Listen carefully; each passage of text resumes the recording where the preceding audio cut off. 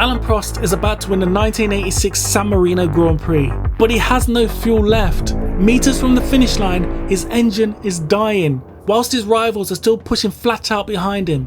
If Prost stops, the win is gone and it'd be a major blow in the title fight. But instead of panicking, he does something that others wouldn't even consider. He switches the engine off. And in that moment, something deeply embarrassing becomes clear. The supposedly faster drivers on the grid have been beaten by a man who isn't even racing anymore. This is a day a Formula 1 champion had no fuel and still humiliated his rivals. As Alain Prost crosses the finish line at the 1985 European Grand Prix, he finally clinches his first world title, becoming the first Frenchman to win the championship in Formula 1's 35-year history. I say finally because Prost had finished runner-up in the previous 2 seasons, and here's the painful fact. In both those years, Prost won more races than the champion. At last, Prost says, the curse has been beaten, but he doesn't celebrate for long. Already, his sights are on next year, and something far bigger, becoming the first driver in 25 years to win back-to-back titles. It's a kind of achievement that separates the great champions from the good ones. And if Prost wants to be remembered as one of Formula 1's greatest, this is a season that validates everything. The problem is, his McLaren Peugeot package isn't looking like the fastest. Pre-season testing tells a different story. The mighty Williams Honda is the favourite, with the 2-time champion Nelson Piquet positioned as the one to beat. Frank Williams, his team principal, declaring that he's signed the best driver in the world. For Prost, Piquet's one challenge. His teammate is another. Keke Rosberg, the 1982 world champion. He's moved over from the Williams team. It's a statement of intent by McLaren, but also a warning sign. Some F1 insiders are openly predicting that Rosberg could beat Prost this season. Along with Nigel Mansell and the young charging Ayrton Senna, there's plenty of rivals for the Frenchman to deal with in this heavily talented season. But Prost was ready. I knew that I was in good shape, both physically and mentally. Winning your first championship is like winning your first Grand Prix. You've given your all for weeks, months, even years, then everything falls into place. You've done it. And you start to believe that you are every bit as capable as your predecessors. Maybe even more so. For this season, if no other, I was highly motivated. The rest of pre-season testing pretty much proved that the Williams Honda package would be the one to beat this year, with Piquet leading the testing times. But this season would throw a curveball that no amount of speed could guarantee. There's a new rule that changes everything: fuel restrictions. The cars will be limited to 195 litres, down from 220. It's a significant cut, and it will change how strategies will be played out. The fastest car over one lap might not be the fastest over the race distance. Fuel management has become critical. Drivers will have to make choices about when to push, when to conserve, and when to attack. It's not a season where you go flat out for the entire race distance. It requires a different kind of driver, one who can think, adapt, and manage under pressure. The question is, who will master this new challenge first? Brazil opened the season with a 3-way battle for pole. Senna and Piquet both racing on home soil alongside Nigel Mansell. But where was the reigning champion? Prost has now built a reputation as a driver who uses practice sessions to focus on the race only. He predicted he'll qualify 6th or 7th. Instead, he ended up 9th, 2 places lower, and worse still, he was out-qualified by his new teammate Rosberg in their first head-to-head of the season. Was Rosberg already starting to prove that insiders might be right? But the points are given on race day. With points going down to the top 6 finishers, Prost just needed to get there. When the lights went green, Senna lit up his rear tyres. The 3 at the front went side by side, but for Prost, it was a conservative start. After the 2 at the front tangled, and Piquet took the lead not long later, Prost started to make it up the order. By lap 16, he was running 3rd. He fought his way into the fight, but then his engine failed. And just like that, retired. No points, and watching Piquet cruise home 35 seconds clear, the title favourite had stamped his name on the season's championship fight. The Williams Honda was every bit as fast as pre-season suggested. For Prost, this certainly wasn't the start he needed. At the second race in Spain, things went a little better. Prost qualified 4th, but then he lost a place at the second corner. That's 2 races in a row he's lost positions early in the race. Not the ideal starts to a title defence. The race itself told a slightly better story. 3rd place, a podium finish, but he was a distant 3rd. Senna and Mansell fought it out for a thrilling photo finish. Prost was watching from behind. Even more worrying for Prost, the fuel readout in his car was lying to him. He was being told he had more fuel than he actually carried. Luckily, he was able to make it to the end okay, but McLaren had a problem to fix before Imola, the next race. So that's 2 races down, 1 podium, 1 retirement. Prost was having a title defence that wasn't really defending anything. Prost needs to win. He needs Imola to turn it all around. But the track's a real test. It's a real fuel killer. With its high speed and long straights, it's relentless. In qualifying, the speed traps caught drivers hitting 200 miles per hour. Last year's race is one of the craziest in Formula 1's history. Multiple drivers ran out of fuel before the finish. Prost had won, but even he ran out of fuel in the cooldown lap. He was later disqualified. The tank empty when the stewards came for their fuel sample. So that's last year, when the cars had 220 litres. This year, it's 195. The most demanding fuel circuit on the calendar, cut by 25 litres. It's a nightmare for everyone up and down the pit lane. Every driver has to manage their fuel delicately. Go hard too early and you'll coast to a stop before the finish. Go too conservative and you lose to your rivals. There's no flat out racing at Imola this year, only strategy and precision. Only the drivers sharp enough to think whilst pushing. And for Prost, he has to get it right if he wants to kickstart his title defence. Qualifying played out as expected. Senna took his now customary pole position, Piquet in 2nd, Mansell 3rd. Then came Prost in 4th, which was remarkable considering he was only 14th fastest through the speed traps.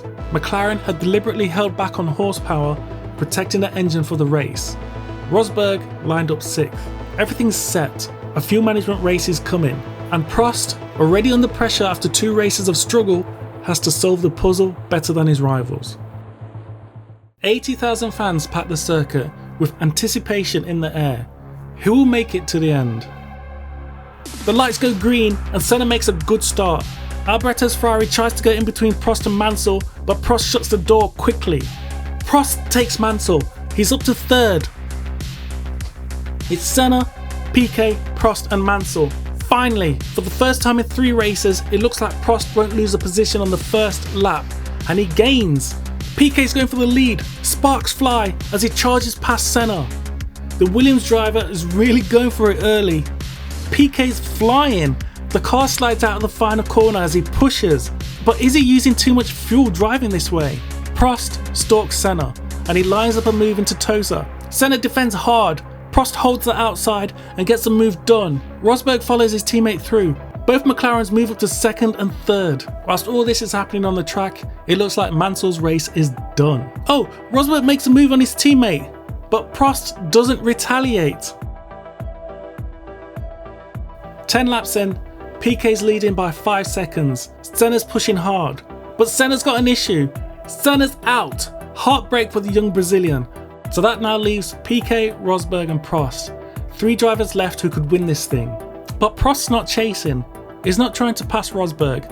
Instead, he slots in behind his teammate Slipstream. It's hilarious how close he's running at times. It's a tactical move.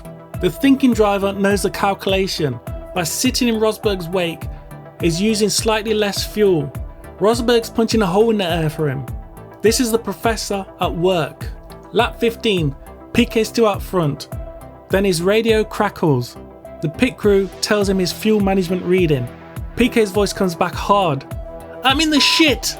He's used far more fuel than his onboard computer indicated. The Williams team's fuel monitoring is telling a slightly different story than what he thought he had left. He drops the pace dramatically. He's straight into fuel saving mode. The 2 McLarens catch him instantly. Piquet's driving style has changed. He's fighting to preserve what's left whilst trying to hold on to the lead. As well as everyone watching their fuel, this is a planned stop race. One stop is predicted for everyone. With the top 3 running this close together, the pit stops will be critical.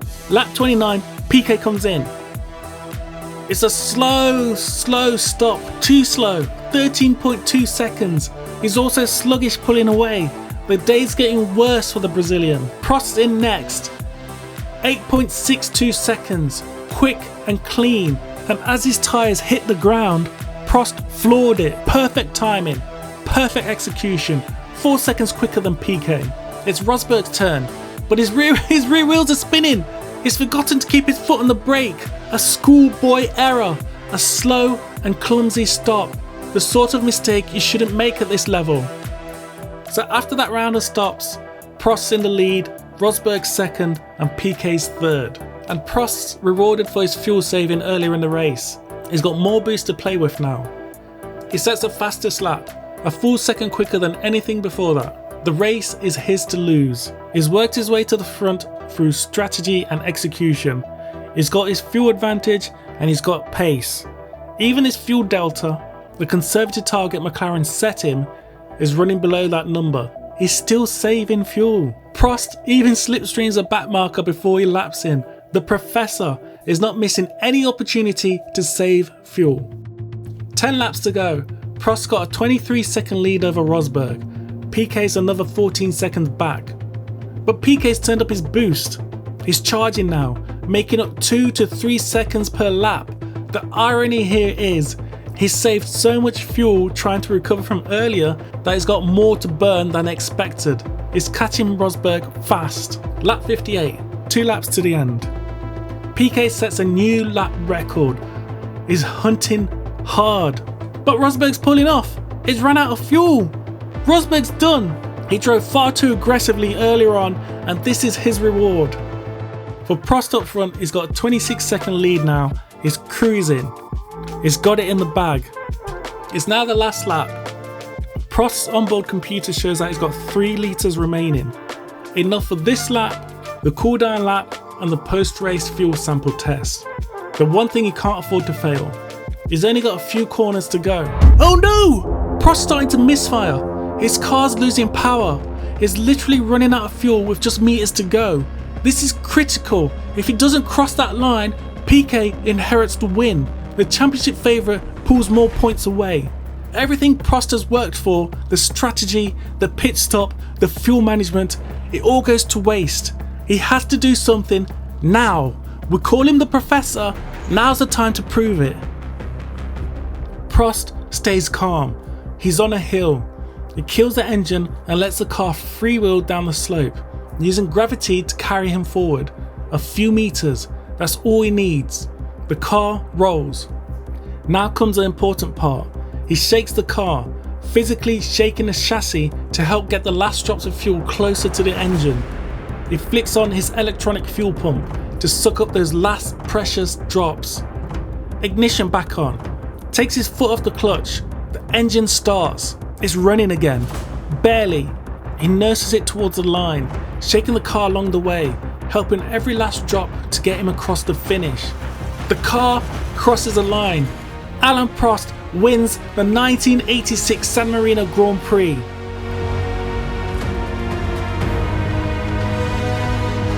PK crosses the line 7 seconds behind him.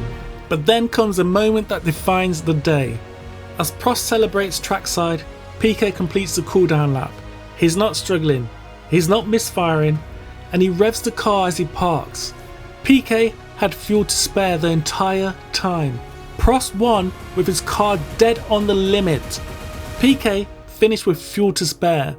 The difference between them wasn't speed, it wasn't the car, it was fuel management, strategy and precision. The thing Prost had mastered, the thing PK had gotten wrong from lap 1. This is why they call him the Professor. F1 journalists aren't impressed. Not my idea of Grand Prix racing, they write in Motorsport magazine.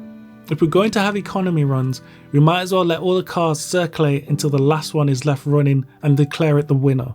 Prost didn't argue. When asked about it, he's honest. No, this is not racing, of course not. But when the rules are like this, you still have to find a way to win and do it better than the others. And in that context, this performance was as brilliant as any other in his career. While Piquet burned fuel early and saved too much, and Rosberg pushed too hard throughout, Prost got it exactly right. He didn't win because his car was fastest, he won because he was smarter, more precise, more patient. He won with his mind. Grand Prix International magazine captured it perfectly. Prost's victory at Imola had nothing to do with luck. The world champion put every ounce of his inborn tactical talent to use, winning the San Marino GP with little more than a glassful of petrol remaining. Thankfully, there are 2 computers in the cockpit of that McLaren. Later, reflecting on what this win meant, Prost would say, that victory at Imola was an important one because it put the zest back into the McLaren team. That's what it represented, not just a win on a strange fuel-restricted day, but proof that Prost could adapt, think and execute under pressure, proof that the 1985 champion wasn't a one-hit wonder, proof that his quest for back-to-back titles was alive. The professor had answered his critics the only way that mattered, by winning.